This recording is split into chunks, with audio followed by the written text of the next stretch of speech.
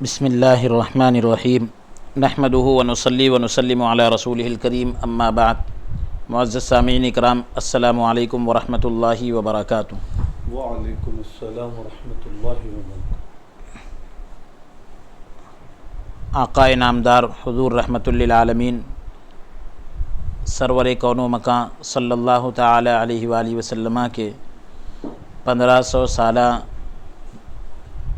میلاد النبی صلی اللہ علیہ وآلہ وسلم کے پربہار موقع پر آپ کی ظاہری حیات مبارکہ 63 سالہ زندگی کی مناسبت سے، عمر شریف کی مناسبت سے 63 تحقیقی اور علمی فتاووں اور مقالوں کی آڈیو اور لیکچر سیریز کو آپ کی خدمت میں پہنچانے کا ارادہ کیا ہے سید محمد عبدالواسع حسینی چشتی بخاری امان اللہ نورانی صاحب نے اور ان کے رفقائے کار نے، جس کی یہ آج 5ویں نشست ہے۔ دعا کرتے ہیں کہ رب تبارک و تعالی ان کے اس ارادے کو مکمل فرمائیں اور پائے تکمیل تک پہنچائیں۔ تو مختلف فتاوے آپ حضرات سماعت کر چکے ہیں۔ آج جو فتوے کا ہمارا عنوان ہے وہ ہے خون کا حکم، یعنی خون پاک ہے ناپاک ہے، تو اس کے اعتبار سے اس کی کچھ وضاحت مختصراً یہاں پر ذکر کی گئی ہے، اور اس فتوے کو جاری کیا ہے مفتی رحمت علی قادری چشتی مصباحی حفظہ اللہ تعالی عنہ نے۔ دعا کرتے ہیں کہ رب تبارک و تعالی اس کو مفید عام و خاص بنائیں۔ سوال ہے،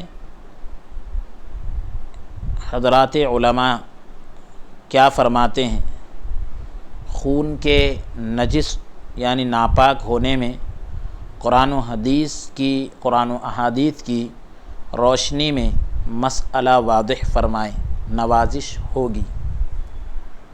محمد سیف کانپوری، محمد سیف جو کانپور سے تعلق رکھتے ہیں، یہ سوال کرنے والے ہیں۔ بسم اللہ الرحمن الرحیم، جواب سماعت فرمائیں۔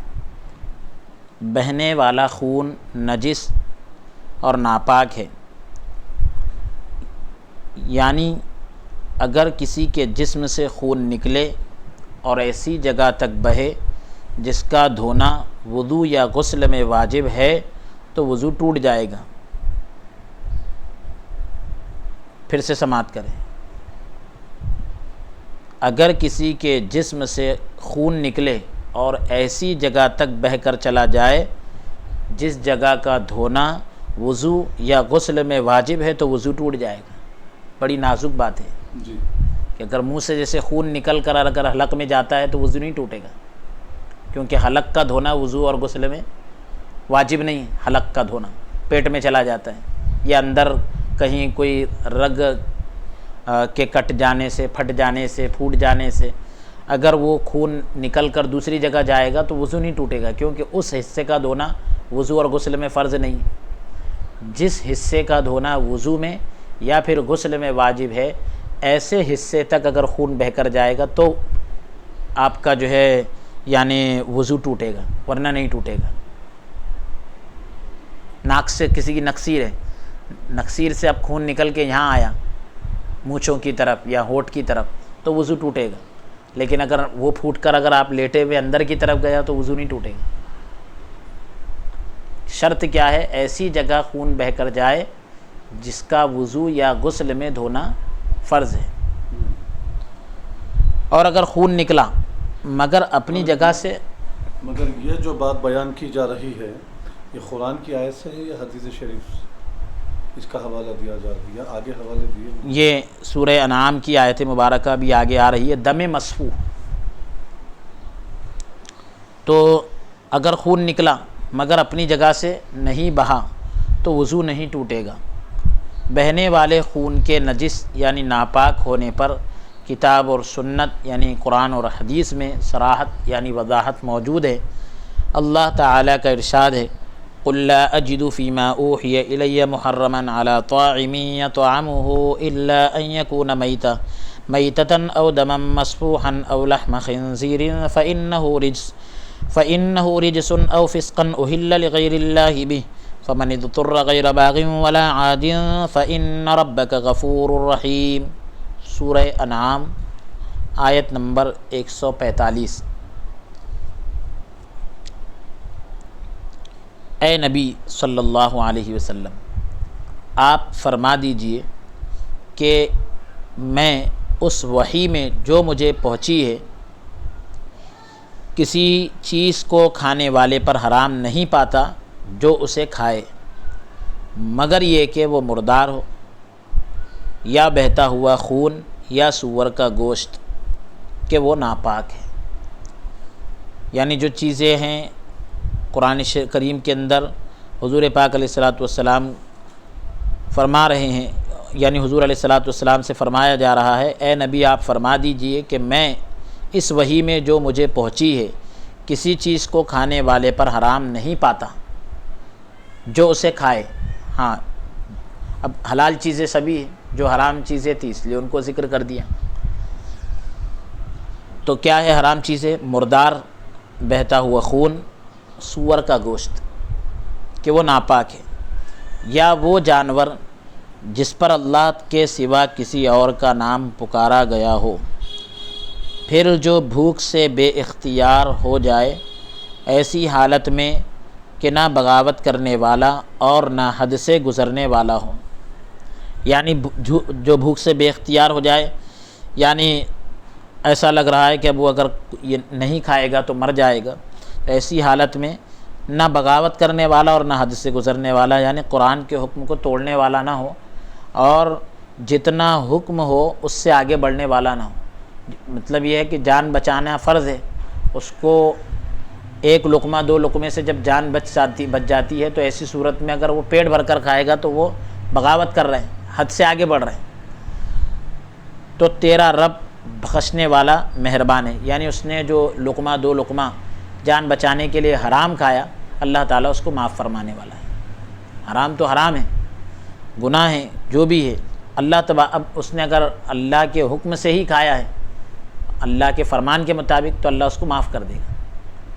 نافرمانی یا بغاوت کے طور پر یا حد سے آگے بڑھ کے شکم سیر ہو کر پیٹ بھر کے کھایا تو یہ معافی نہیں۔ سورہ بقرہ میں اللہ تعالیٰ کا ارشاد ہے انما حرم علیکم المیتۃ والدم ولحم الخنزیر وما اہل بہ لغیر اللہ فمن اضطر غیر باغ ولا عاد فلا اثم علیہ ان اللہ غفور رحیم۔ سورہ بقرہ آیت نمبر 173، پارہ نمبر 2، دوسرے پارے کا 5واں رکوع ہے۔ ترجمہ: بے شک اللہ تعالیٰ نے حرام کیا تم پر مردار اور خون اور سور کا گوشت، اور اس جانور کو، یعنی اللہ نے حرام کیا اس جانور کو جس پر اللہ کے سوا، اللہ کے علاوہ کسی اور کا نام پکارا گیا ہو، کسی اور کا نام ذبح کے وقت یعنی لیا گیا ہو۔ بس جو لاچار ہو جائے یعنی بے بس ہو جائے، نہ سرکشی کرنے والا ہو اور نہ حد سے بڑھنے والا ہو، تو اس پر کوئی گناہ نہیں ہے۔ بے شک اللہ بخشنے والا نہایت رحم والا ہے۔ امام مسلم رحمۃ اللہ علیہ نے اپنی کتاب صحیح مسلم میں خون کی نجاست پر ایک باب، یعنی خون کے ناپاک ہونے پر ایک باب قائم کیا۔ اس کے حضرت اسماء یعنی اس کے تعلق سے جو ہے اس میں جو ہے حضرت اسماء والی حدیث کو بیان کیا، حضرت اسماء رضی اللہ تعالیٰ عنہ سے جو روایت ہے مروی ہے اس کو بیان کیا۔ عن اسماء قالت جاءت امرأة إلى النبي صلی اللہ علیہ وسلم فقالت احدانا يصيب ثوبها من دم الحيضة كيف تصنع به؟ قال تحته ثم تحته ثم تقرصه بالماء ثم تنضعه ثم تصلي فيه۔ صحیح مسلم جلد نمبر 1 صفحہ نمبر 240۔ باب کا عنوان ہے باب نجاست الدم و کیفیت غسلہ، یعنی خون کی ناپاکی اور اس کے دھونے کی کیفیت کا بیان۔ مسلم شریف میں یہ باب قائم کیا گیا، جلد نمبر 1 صفحہ نمبر 240 پر۔ عبارت آپ نے ملاحظہ فرمائی حدیث پاک کی، اس کا ترجمہ سماعت فرمائیں۔ حضرت اسماء رضی اللہ تعالی عنہا سے روایت ہے کہ ایک عورت نبی کریم صلی اللہ علیہ وآلہ وسلم کے پاس آئی اور عرض کیا کہ ہم میں سے کسی کے کپڑے پر اگر حیض کا خون لگ جائے، ماہواری کا جو مخصوص ایام کا خون ہوتا ہے، اگر وہ لگ جائے تو وہ کپڑے کو کیسے پاک کرے۔ عورت نے سوال کیا؟ آنے والی عورت نے حضور کی خدمت میں عرض کیا کہ ہم میں سے کسی کے کپڑے پر اگر حیض کا خون لگ جائے تو وہ کپڑے کو کیسے پاک کرے۔ آپ صلی اللہ علیہ وآلہ وسلم نے فرمایا اسے پانی سے رگڑے، پھر اس پر پانی بہائے، اب اس میں نماز ادا کر سکتی ہے۔ مطلب یہ ہے کہ پہلے جو ہے رگڑے، پانی ڈال کر رگڑے اور پھر اس پر پانی بہائے۔ روایت میں تو یہاں ہے کہ پہلے اس کو کھرچ دے، پھر پانی سے رگڑے اور پھر پانی ڈال کر یعنی اس پر پانی بہائے، یعنی مکمل طور سے اس ناپاکی کو دور کرے، اب اس میں نماز ادا کر سکتی ہے۔ یہ اللہ رب العالمین کا فضل احسان ہے۔ حضور پاک علیہ الصلاۃ والسلام کے صدقے میں اللہ تبارک و تعالیٰ نے اس امت پر بڑا فضل فرمایا۔ امت پر آپ بڑے شفیق مہربان ہیں، کیونکہ پچھلی امتوں میں اگر کسی کپڑے پر ناپاکی لگ جائے، نجاست لگ جائے تو اتنے کپڑے کو قطر دیا جاتا تھا، یہی اس کا علاج ہوتا تھا۔ کتنا آپ دھو لے اس کو، وہ پاک نہیں ہوتا تھا، ناپاک ہی رہے گا۔ اس کپڑے کو ہی کاٹ کے پھینکنا پڑتا تھا، اتنے حصے کو قطر دینا پڑتا تھا۔ اللہ اکبر۔ حضور علیہ الصلاۃ والسلام کے صدقے میں اللہ تبارک و تعالیٰ نے اس امت پر رحم فرمایا، کرم فرمایا کہ ناپاکی لگ جائے تو کپڑا کاٹنے کی ضرورت نہیں، اس پر پانی ڈال دیا جائے یا اس نجاست کو، ناپاکی کو دور کر دیا جائے، اس کو پاک کرنے کے جو طریقے ہیں وہ طریقہ استعمال کیا جائے تو وہ کپڑے میں اب نماز بھی ادا کی جا سکتی ہے۔ اس حدیث کی شرح میں ابو محمد محمود بن احمد بن موسیٰ بن احمد بن حسین حنفی بدر الدین عینی رحمۃ اللہ تعالی علیہ، جن کی وفات 855 ہجری ہے، وہ لکھتے ہیں وفیہ دلالۃ علی نجاست الدم وہو اجماع المسلمین، البنایہ شرح ہدایہ جلد نمبر 1 صفحہ نمبر 702، کہ اس حدیث میں خون کی نجاست پر دلیل ہے، خون کی نجاست پر یعنی ناپاک ہونے کی دلیل موجود ہے، اور اس پر مسلمانوں کا اجماع ہے، اتفاق ہے، واللہ عالم۔ یعنی حضرت اسماء رضی اللہ تعالیٰ عنہ کی جو حدیث ہے کہ ایک عورت آ کر حضور کی بارگاہ میں سوال کری کہ کپڑے پر حیض کا خون لگ جائے تو کیا کرے، اس کو پاک کیسے کرے، تو حضور علیہ السلام نے فرما دیا کہ بھئی اس کو رگڑے اور پھر پانی ڈال کر پانی بہائے اس پر، تو پھر اب وہ نماز ادا کر سکتی ہے۔ ظاہر سی بات ہے کہ یہ طریقہ جو ہے کپڑے کو پاک کرنے کا بتلایا گیا، تو اس سے معلوم ہو رہا ہے کہ خون ناپاک ہے۔ جبھی حضور علیہ السلام نے اس کو پاک کرنے کا ایک طریقہ بھی بتلایا اور پاک ہونے کے بعد پھر اب اس میں نماز پڑھنے کی اجازت دی، تو اس حدیث میں جو ہے خون کے ناپاک ہونے کی ایک مضبوط دلیل ہے اور اس پر تمام مسلمانوں کا اتفاق ہے، واللہ اعلم بالصواب۔ تو یہ مختصر سا فتویٰ حضرت مفتی محمد رحمت علی مصباحی چشتی قادری حفظہ اللہ تعالیٰ عنہ کی طرف سے جاری کیا گیا، اور اس میں قرآن کے مضبوط دلائل ہے اور ایک حدیث پاک کو ذکر کر دیا گیا۔ اس میں ایک یہاں پر رک کر ایک بات، کیونکہ فتویٰ پہلے مکمل کرنا تھا اس لیے درمیان میں ہم نے کوئی بات کہنا مناسب نہیں سمجھی۔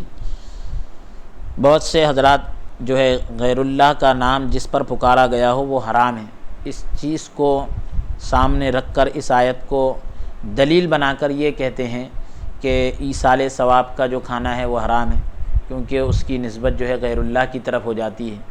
تو ان سے ہم عرض کرتے ہیں کہ وہاں جو حکم ہے اس آیت کو ایصال ثواب کی طرف لے جانا یہ سراسر جہالت ہے۔ کیوں؟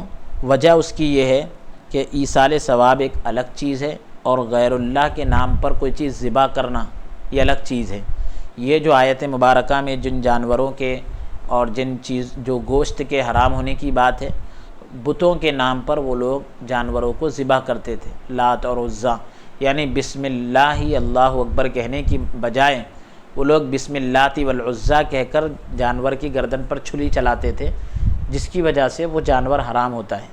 تو وہ حکم تو آج بھی ہے، اور سامنے کھانا رکھ کر دعا کرنا اور اس کے علاوہ ایصال ثواب کرنا، اس کے دلائل میں، اس کی تائید میں بہت سی احادیث ہے جو حدیث کی مشہور و معروف کتابیں ہیں، اس کے اندر آپ دیکھ سکتے ہیں کہ حضور پاک علیہ الصلوۃ والسلام نے کھانا سامنے رکھ کر کئی مرتبہ دعا کی، رحمت کی، برکت کی، دعائیں کی، اس کے بعد اس کھانے کو تناول فرمایا ہے، اور ایصال ثواب کی بھی مضبوط دلیلیں ہیں۔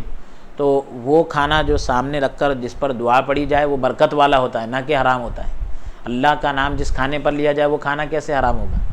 ابن ماجہ شریف میں حدیث آئی ماشاء اللہ، ابن ماجہ شریف کے اندر یہ حدیث پاک ہے، ہمارے مولانا اس کی شہادت دے رہے ہیں، اور ابن ماجہ شریف کی پوری کتاب کی الحمدللہ انہوں نے ریکارڈنگ کرا کر یوٹیوب پر اس کو اپلوڈ بھی کیا ہے، آپ حضرات اس کو بھی سنیں۔ تمام سیاہ ستہ کی جو اکثر کتابیں اس کی ریکارڈنگ مکمل کر چکے ہیں، باقی جو کتابیں رہ گئی ہیں بخاری شریف، مسلم شریف، اس کا بھی کچھ حصہ کرا چکے ہیں، شروعات تو کر چکے ہیں۔